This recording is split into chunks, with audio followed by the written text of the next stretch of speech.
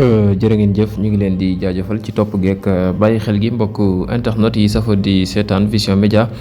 Ousmane Sonko demoon na foofe ca RFI ak France 24 doon fa amal entretien exclusif ak journalistes yi nga xam ne rek ñoo fare foofe ñu ko doon laaj nag ci wàllum politique ak itam tolluwaayu réewum Sénégal ak dàq bi nga xam ne rek président Bassirou Diomaye Diakhar Faye daal na ko koy dàq ca primature maanaam daal démission ak itam actuel mu nekk président bu assemblée nationale ak itam ni ko peuple sénégalais bi bëggee ak jamono ji lan lay teg ci loxo sénégalais ak li nga xam ne rek yàgg na ko wax jamono ji ak yaakaar goo xam ne ndaw yi Sénégal am nañ ko ci jëmmam joojee moom Ousmane Sonko ak itam parti bi di Pastef ñu gis taxawaay bi nga xam ne am na ko ak mobilisation bi mu am surtout rek Dakar Arena boobee nga xam ne rek Ousmane Sonko woote woon na ko mbooloo mu takku daal di koy wuy si mu def ay discours yu am solo moom Ousmane Sonko gën a duggaat ci politique bi waaye itam gën a am ambition ci réewum Sénégal saa bu nekk rek muy confirmer askanu Sénégal ak bëggam ci réew mi di Sénégal ak itam ambition bi nga xam ne rek am na ko ak itam la révolution waaye itam nekk itam le gardien de la révolution bi nga xam ne rek ñu ngi ko koy daal di woowee moom Ousmane Sonko ak itam maanaam mbirum koom ak itam li nga xam ne rek moo di la souveraineté bi nga xam ne rek jamono ji daal na koy ñor moom Ousmane Sonko itam yëmul ci loolee nekk gi mu nekk ca Assemblée nationale itam du jur crise institutionnelle ak itam moom Ousmane Sonko loi yi nga xam ne rek war na ñëw Assemblée nationale mu war ko voté ak député yi nga xam ne rek jamono ji ñoo fare ci Assemblée te ku nekk xam ne rek moom Sénégalais ñoo ko daal di jox majorité écrasante ca Assemblée nationale moom Ousmane Sonko jamono ji nag mu nekk deuxième institution bu Sénégal moom njiital Pastef bile loole nag di lenn ci ay questions yoo xam ne rek ñii di journalistes yi féete ci RFI daal nañ ko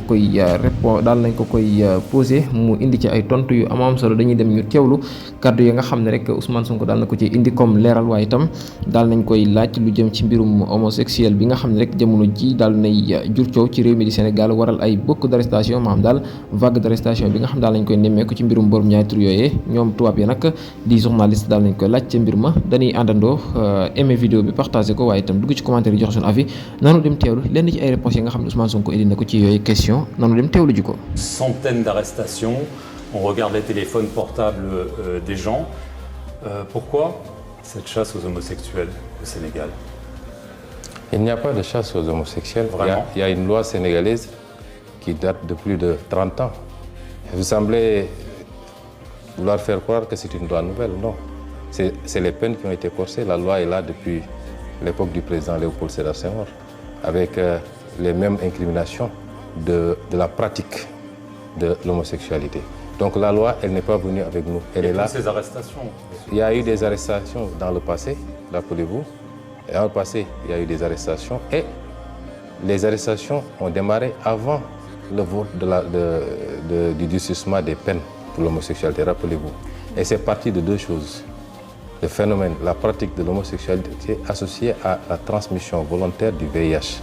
La presse occidentale semble vouloir occulter ce deuxième aspect qui est extrêmement important, la transmission volontaire du VIH. Donc, le Sénégal est un pays souverain. Il n'a pas à se justifier des lois qu'il prend, ni devant l'Occident, ni devant personne. La France a pris des lois que le Comité des droits de l'homme des Nations Unies a considérées comme étant attentatoires aux droits humains, notamment sur le hijab, sur les mineurs. Vous ne nous avez pas entendu nous prononcer, ni notre presse. Nous attendons la même courtoisie, le même respect de la France et de l'Occident. Nous sommes dans un pays qui a ses croyances religieuses, ses convictions culturelles, qui est un pays souverain, qui légifère souverainement sur ce qu'elle considère être rejeté par sa société. Un homme politique, c'est une trajectoire et cette séparation sur le plan institutionnel n'est pas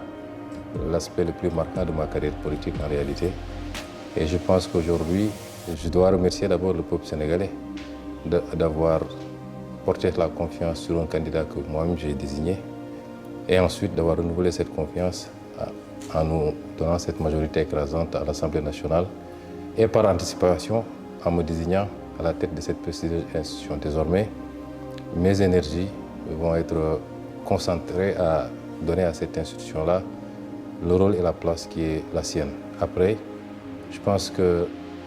l'exécutif fera ce qu'il doit faire en vertu de ses pouvoirs constitutionnels.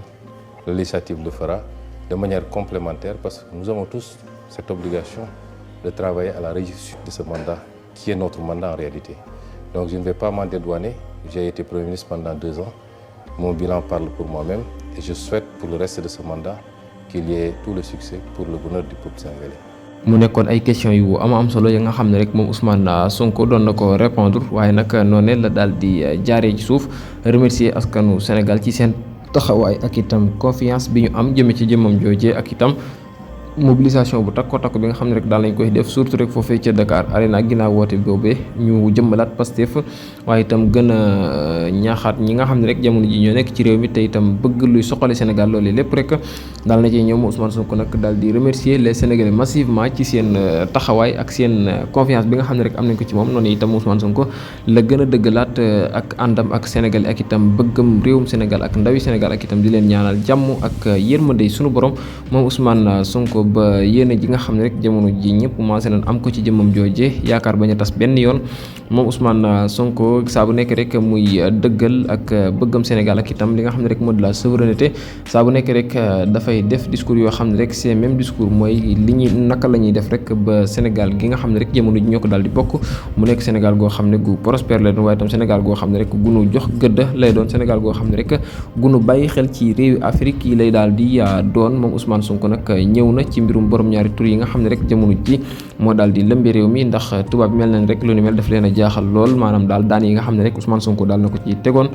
ci njiital président Bassirou Diomaye Diakhar Faye ci ay jamono ci loi boobee nga xam ne rek génnoon na di loi yu di daan yu 10 à 10 ci fàttali loi boobee képp ku nu jàpp rek ci mbir mi di nga fay lu toll ci 3 millions jëm 5 millions waaye itam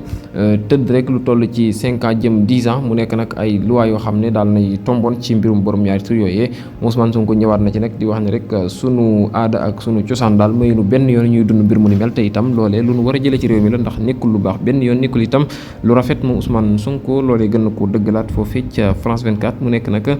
ab entretien bu am solo boo xam ne rek sénégalais jamono yi daal nañ ciy bég lool di Ousmane Sonko mi nga xam ne rek moom nga xamoon moom rek la ñu daal di gisaat waaye itam vision bu bees tàq moom Ousmane Sonko gën a yokkaat confiance waaye itam xar kanam gu belli ca question yi na koy laaj mu cee daal di tontu à l'actuel président de l'Assemblée nationale di Ousmane Sonko nag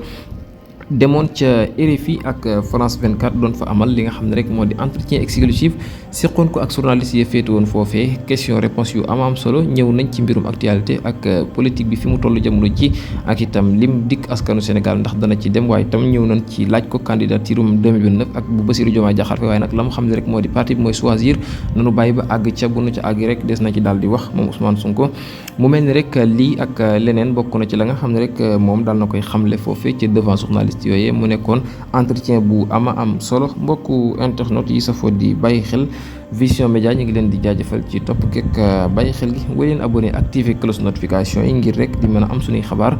lépp lu nu fi dugal ngeen mën koo njëkk a am joxe leen seen avis ci commentaire nag ngeen gisee rek dem ak Ousmane Sonko ca RFI ak France 24 seen avis ci commentaire ni su dikkaat ak yéen jaa ngeen jëf